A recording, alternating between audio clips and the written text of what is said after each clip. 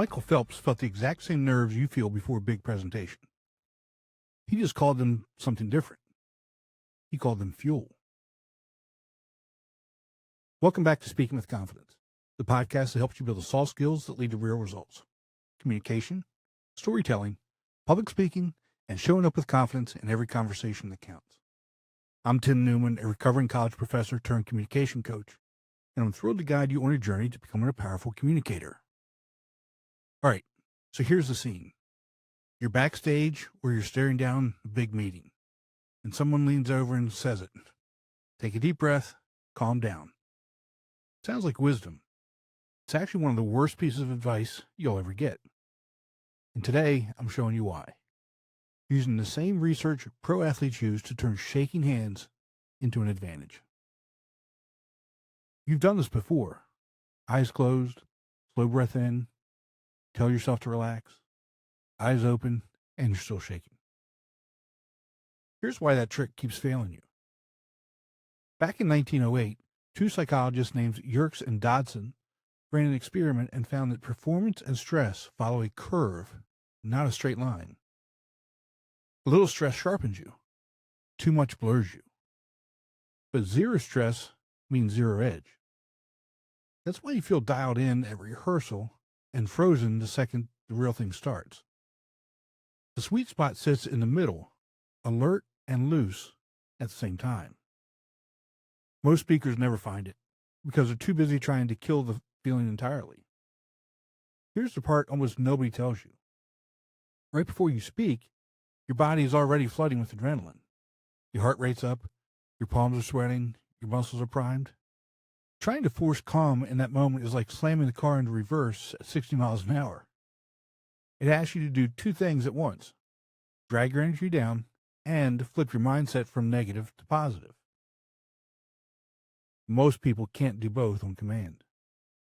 And when it doesn't work, they get anxious about being anxious, which just cranks the dial even higher.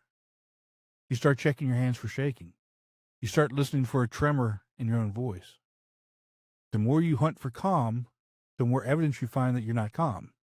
And that evidence feeds the spiral. I've watched this happen to a client 5 minutes before she was supposed to walk into a board meeting. She kept stepping into the hallway to settle down, and each trip out made her more convinced something was wrong with her, when nothing was wrong with her at all. Her body was just doing exactly what it's supposed to do before something important. Harvard researcher Allison Wood Brooks tested this directly. One group tried to calm down before performing. Another group did nothing at all. They performed identically. All that effort to relax, and it bought them nothing. She ran the same test across karaoke, public speaking, and timed math problems. Same result every time.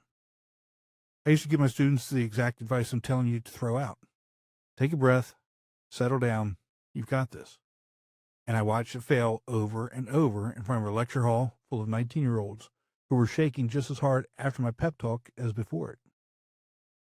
Because I was fighting biology with a platitude, and biology wins that fight every single time. So if calming down is a dead end, the real question is what elite performers do instead. Athletes don't eliminate adrenaline. They build a system to point it somewhere. Michael Phelps ran a detailed mental film before every race. Every stroke, every turn, every possible way a competitor could try to rattle him. He rehearsed it so many times in his head that the actual race felt like a rerun and not a debut. His longtime coach Bob Bowman built that habit on purpose. Every night he had Phelps run the race in his mind before sleep, start to finish, including the moments where something went wrong. Goggles filling with water, a bad start, arrival surging late. Phelps didn't just visualize winning.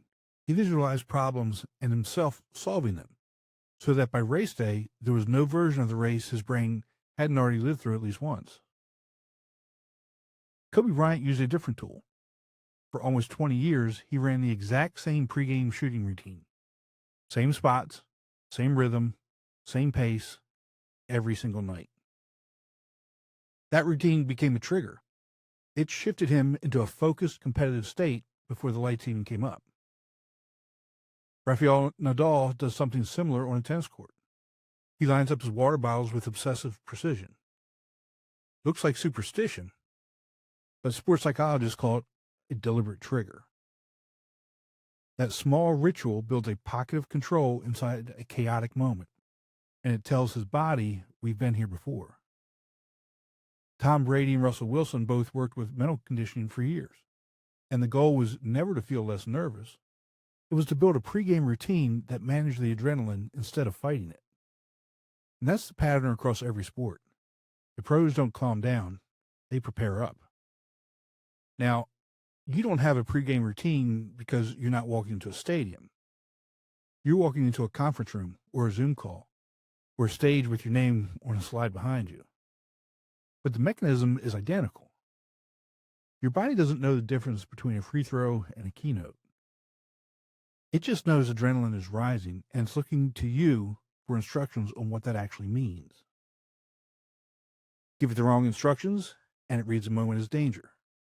But give it the right ones, and it reads the moment as opportunity. And here's where Brooks's research gets really useful for you. She didn't just test the calm down advice. She tested an alternative. Before performing, one group said a simple phrase out loud.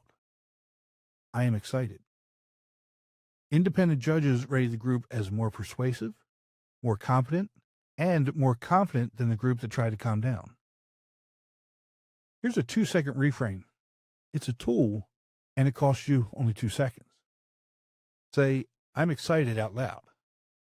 Not, I am calm. Not, I've got this. The exact words matter because they change the interpretation without touching the physiology. Anxiety and excitement feel almost identical in your body. Racing heart, quick breath, tense muscles. The only difference is the label your brain slaps on it. Reframe it as excitement, and you shift from a threat mindset to an opportunity mindset. Your body stays amped. Your brain just points the energy somewhere useful. And saying it out loud matters more than thinking it. Speaking it engages the part of your brain that handles control and quiets the part that's scanning for danger. You don't have to fully believe it. You just have to steer the label. I know how that sounds. It sounds way too simple to actually work.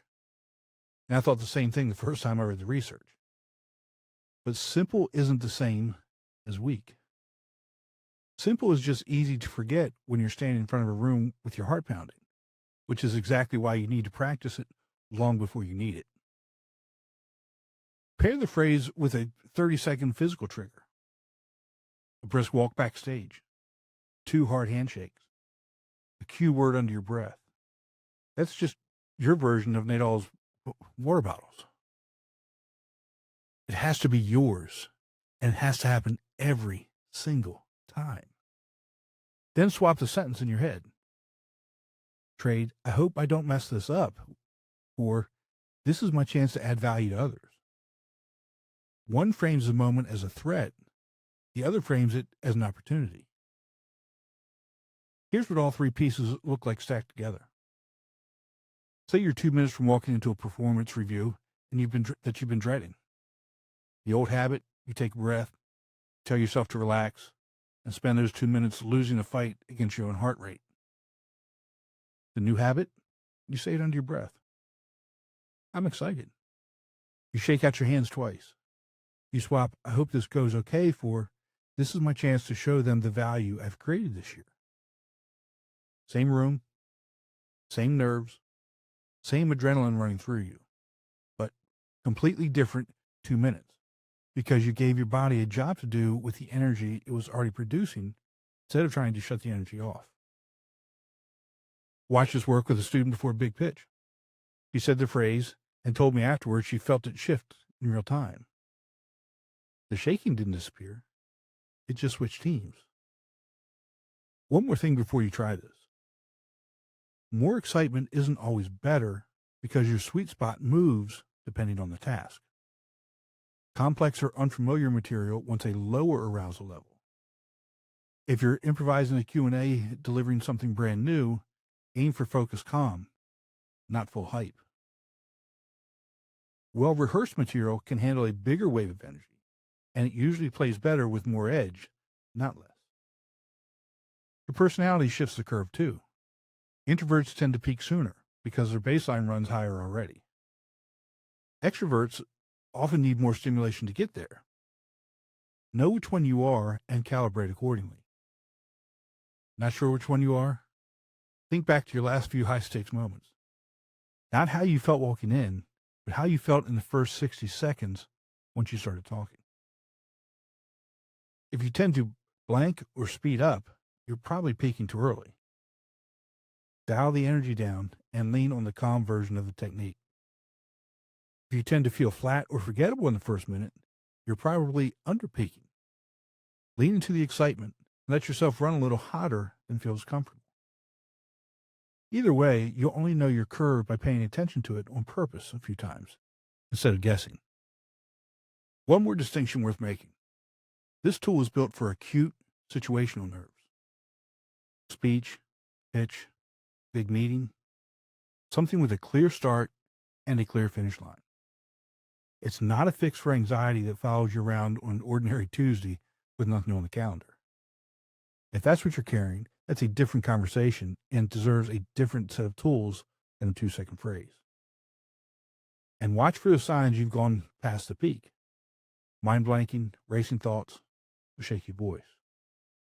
If that happens, don't panic. 2 slow exhales, unclench your jaw, drop your shoulders. You're not trying to flatten the feeling. You're nudging yourself back to center.